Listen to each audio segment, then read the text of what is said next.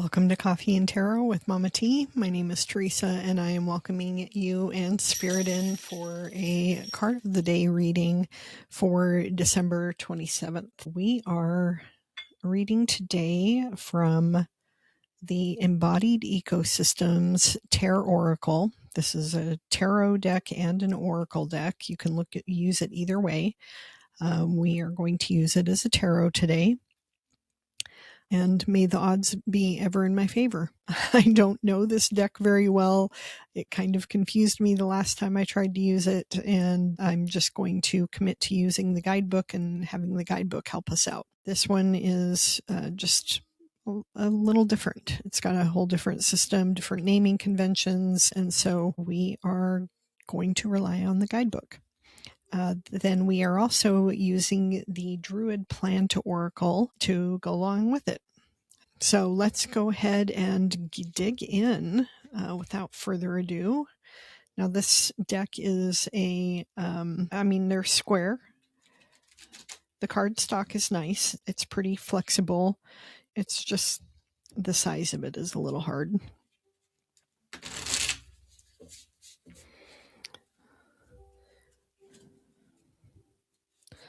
Let's get these shuffled and see what our card of the day is going to be.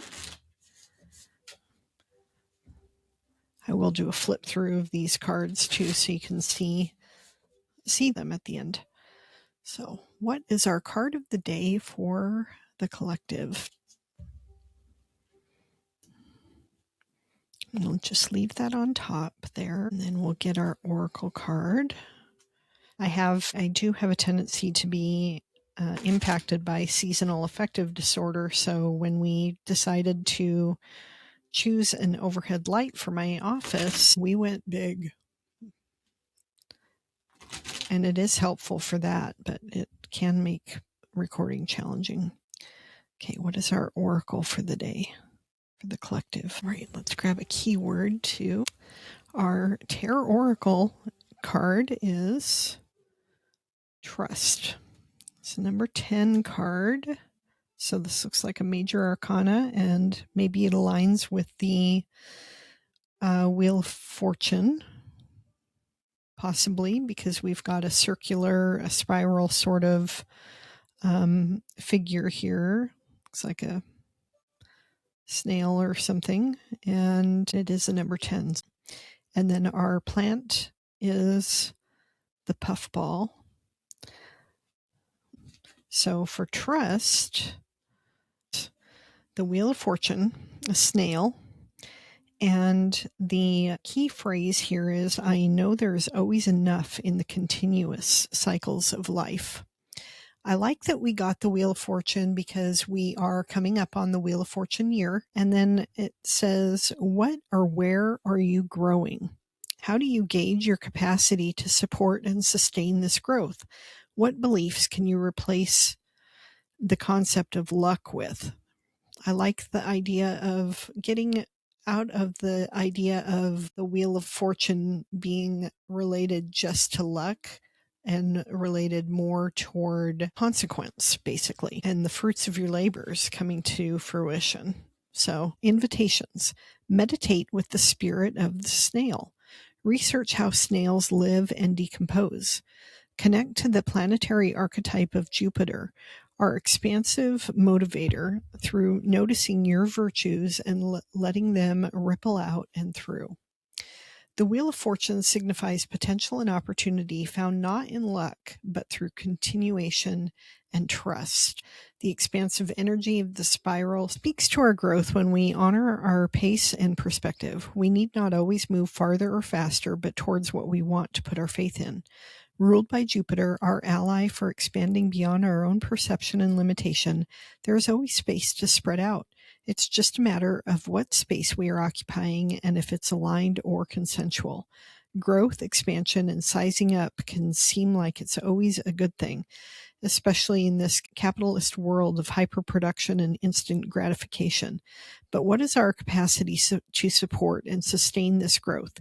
We must consider what consumption and commitment to time, things, places, people and ideas will bring us, both in regards to the prosperity and input, but also the space it will take up in our lives and what resources it will require to sustainably keep it all afloat and in balance.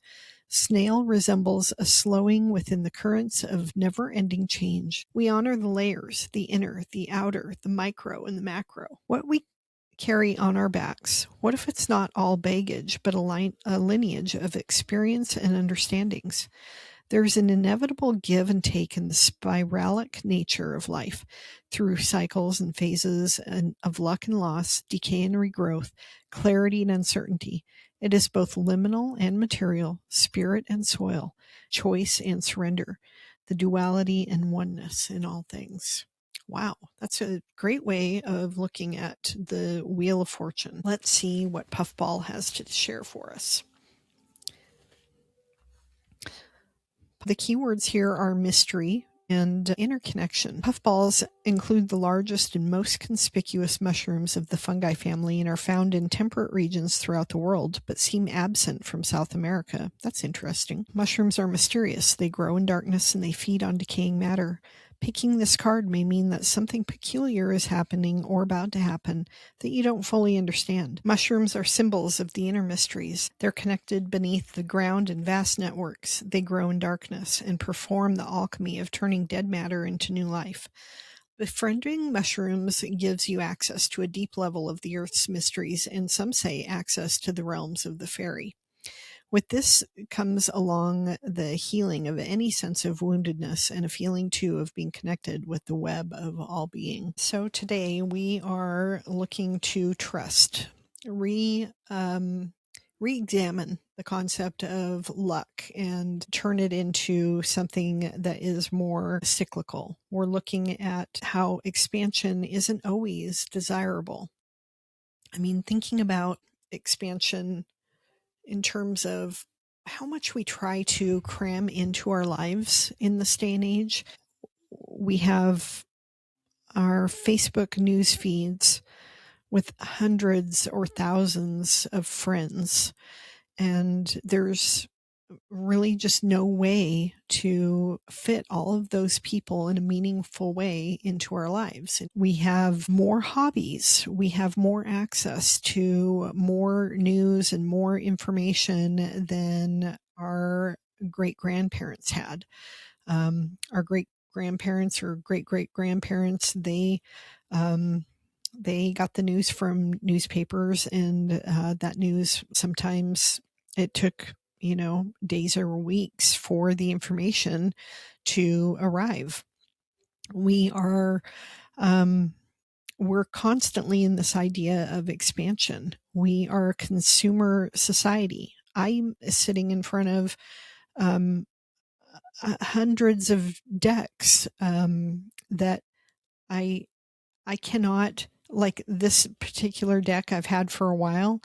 I don't have enough time in my day to spend the kind of time that I want to with each and every one of my decks. So expansion isn't necessarily always a positive thing. And so there are going to be times during this Wheel of Fortune year that come up where contraction is what is called for by spirit. And we need to reframe our thinking about what contraction actually means and how important it actually is. And then this idea of things happening in the darkness and mysteries that are unfolding, things that we don't necessarily understand. Those can seem scary or even frustrating, but just allowing yourself to trust in the process, trust in the unfolding, and let it bring the fruit in its time. Let's get a keyword. The keyword that we get is patterns. So noticing that really does fit in here with these cards, the spiral pattern, and noticing the spirals in our life. I have always been fascinated by spirals, and what comes to mind is Lateralis by Toole, the spiral in, spiral out, and the Fibonacci sequence, and the mathematic magic of it all. It's all a mystery. It's all a deep dark mystery that I find endlessly fascinating. And when the patterns emerge from these mysteries, it's just incredible. Let's go ahead and flip through some of these things. Blank card.